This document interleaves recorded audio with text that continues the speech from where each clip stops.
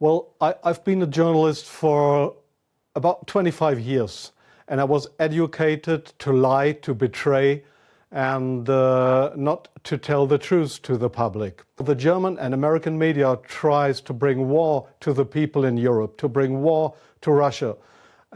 This is a point of no return, and I'm going to stand up and say it is not right what I have done in the past.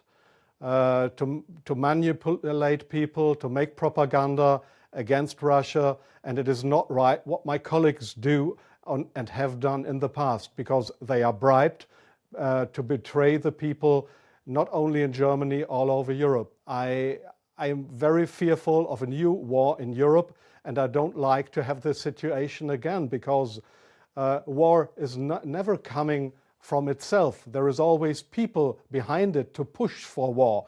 And this is not only politicians, this is journalists too. We have betrayed in the past our readers just to push for war. I don't want this anymore. I'm fed up with this propaganda. We live in a banana republic and not in a democratic country where we have press freedom. The German media, especially my colleagues who day by day write against the Russians, who are in transatlantic organizations and who are supported by the United States to do so. I became an honorary citizen of the state of Oklahoma in the United States. Why? Just because I write pro-American. I wrote pro-American. I was supported by the Central Intelligence Agency, by the CIA. Why? Because I should be pro-American. I'm fed up with it. I don't want to do it anymore.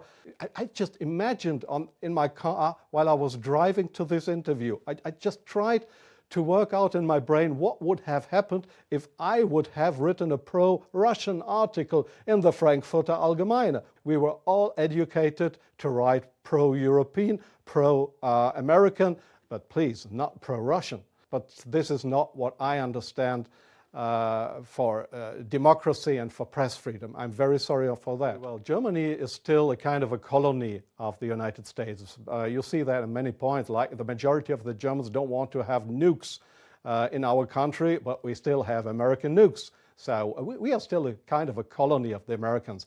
And being a colony, it is very easy to approach young journalists through what is very important here is transatlantic organizations.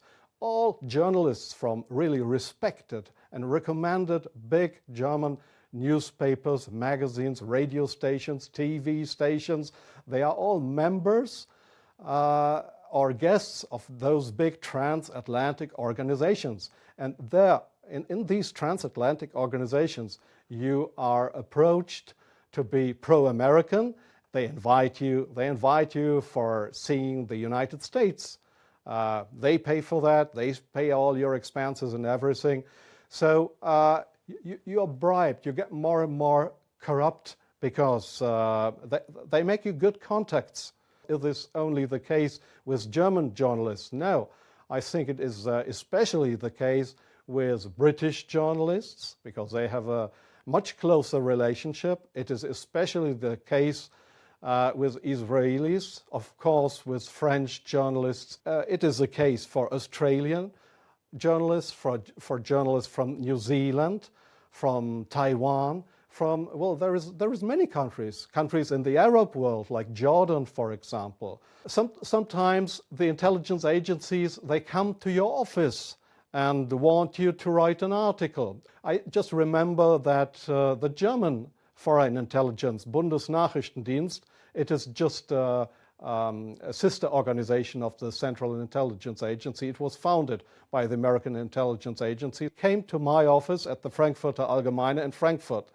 And they wanted me to write an article about Libya and about Colonel Muammar Gaddafi.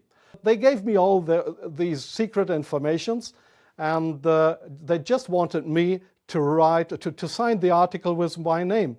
I did that, but it was an article that was published in the Frankfurter Allgemeine.